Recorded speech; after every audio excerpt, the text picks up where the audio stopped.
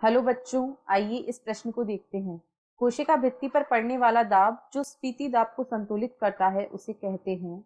विकल्प ए भित्ति दाब, विकल्प बी जल विभव, विकल्प सी विसरण दाब न्यूनता या विकल्प डी परासनी दाब।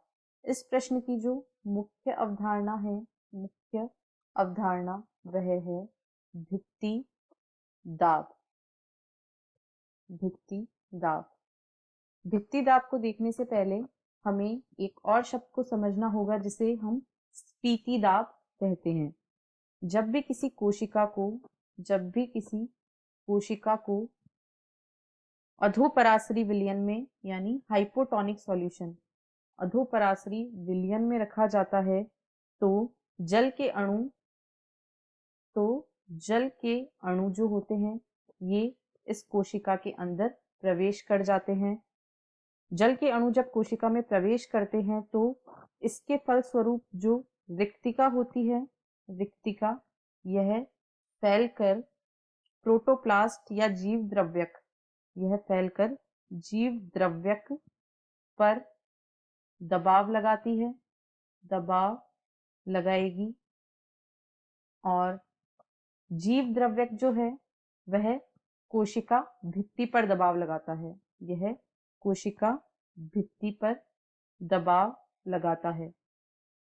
प्रोटोप्लास्ट द्वारा कोशिका भित्ति पर लगाए गए इसी दाब को हम स्फीति दाब कहते हैं। इसी दाब को स्फीति दाब कहा जाता है। परंतु जो कोशिका भित्ति होती है, पादपों में सबसे बाहर कोशिका भित्ति पाई जाती है, तो जो कोशिका भित्ति होती है वह दृढ़ होती है। यह दृढ़ होती है, इसी वजह से यह स्फीति दाब के बराबर परंतु विपरीत दिशा में जीव द्रव्यक पर दबाव डालती है। यह विपरीत दिशा में जीव द्रव्यक पर दबाव डालती है और भित्ति द्वारा लगाए गए इसी दाब को भित्ति दाब कहा जाता है। और भित्ति दाब जो होता है यह स्फीति दाब को संतुलित करता है। अतः दिए गए प्रश्न का सही विकल्प होगा विकल्प ए भित्ति दाब। इस दाब को भित्ति दाब कहा जाता है, ना कि जल विभव, विसरण दाब न्यूनता या परासरणी दाब। आशा है आपको प्रश्न समझ आया होगा। धन्यवाद।